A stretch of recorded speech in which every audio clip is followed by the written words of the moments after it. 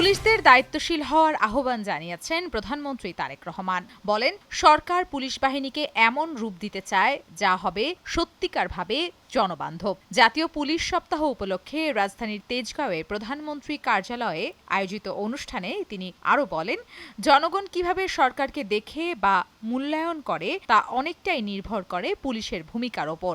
যেটাকে বলে transnational organised crime, বৈশ্বিক বাস্তবতা যেটা, এবং এই কারণেই বিশেষ করে আমাদের প্রত্যেক পুলিশ কর্মকর্তাকে আরো বহুমুখী দক্ষ হওয়া প্রয়োজন। এটা বোধহয় এখন স্বাভাবিকভাবে আপনারা কাজ করতে গিয়ে এই সমস্যাটা ফেস করছেন এবং এটা সময়ের একটা দাবি।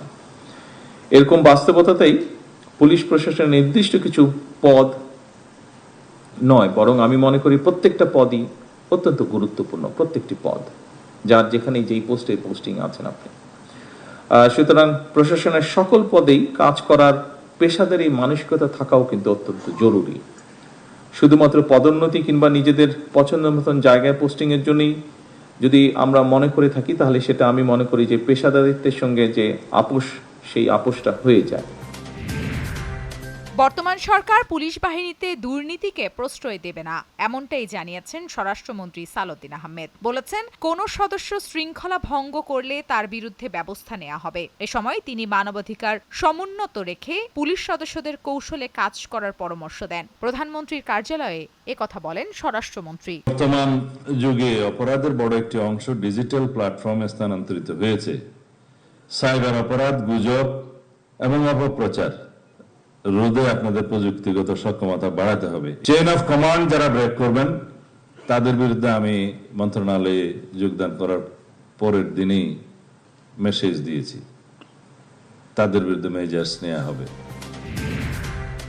শিক্ষা ও সংস্কৃতির মাধ্যমে বাংলাদেশ এবং পাকিস্তানের মধ্যকার বন্ধুত্বপূর্ণ সম্পর্ক আরও এগিয়ে যাবে বলে জানিয়েছেন শিক্ষামন্ত্রী doctor ANM Ehsanul Haque Milon. Pakistan Bangladesh knowledge corridor education expo 2026-এর উদ্বোধনী অনুষ্ঠানে একথা বলেন তিনি। পাকিস্তান সরকার বাংলাদেশি শিক্ষার্থীদের স্কলারশিপ দিয়েছে উল্লেখ করে মন্ত্রী বলেন, এটি দুই দেশের শিক্ষা সহযোগিতার একটি গুরুত্বপূর্ণ দৃষ্টান্ত। যে আমাদের বাংলাদেশে এসে আমাদের মেধাবী শিক্ষার্থীদের তাদের দেশে ফুল স্কলারশিপ দিয়ে নিয়ে যাচ্ছে। ইনস্টিটিউশন ওয়াইজ একাডেমিক ক্রেডেনশিয়াল অনুযায়ী তাদের বিশ্ববিদ্যালয়গুলো অত্যন্ত এক্সিলেন্ট, সেন্টার অফ এক্সিলেন্স। সেই জায়গায় আমাদের স্টুডেন্টরা যাবে, এই জন্য আমি তাদেরকে আন্তরিকভাবে মোবারকবাদ জানাই। ঈদুল আজহা উপলক্ষে ভ্রাম্যমাণ ট্রাকে করে সারা দেশে পণ্য বিক্রি শুরু করেছে trading corporation of Bangladesh TCB. আগামী 21 মে পর্যন্ত 10 দিন এই কার্যক্রম চলবে। কার্ডধারী পরিবারের পাশাপাশি এবার সারা দেশে 720টি ভ্রাম্যমাণ ট্রাকের মাধ্যমে খোলা বাজারে পণ্য বিক্রি করবে সংস্থাটি। ভ্রূণের লিঙ্গ নির্ধারণ ও তা প্রকাশের অনৈতিক চর্চা বন্ধে ঐতিহাসিক রায় দিয়েছেন হাইকোর্ট। এর ফলে এখন থেকে গর্ভের সন্তান ছেলে না মেয়ে তা প্রকাশ করা যাবে না। বিচারপতি নাইমা হায়দার ও বিচারপতি কাজী জিনাত হকের সমন্বয়ে গঠিত হাইকোর্ট বেঞ্চের দেয়া রায়ের পূর্ণাঙ্গ অনুলিপি প্রকাশিত হয়েছে। এর আগে 2024 সালের 25 ফেব্রুয়ারি আদালত এই সংক্ষিপ্ত রায় ঘোষণা করেছিলেন। ঢাকাসহ আশেপাশের এলাকায় বৃষ্টি কিংবা বজ্রসহ বৃষ্টি হতে পারে বলে জানিয়েছে আবহাওয়া অধিদপ্তর। সকালে আবহাওয়ার পূর্বাভাসে তথ্য জানিয়েছে অধিদপ্তরটি। এছাড়াও আকাশ আংশিক মেঘলা থেকে অস্থায়ীভাবে মেঘলা থাকতে পারে বলে জানিয়েছে পূর্বাভাসে। এদিকে নদী বন্দরগুলোকে দেয়া হয়েছে 1 নম্বর সতর্ক সংকেত।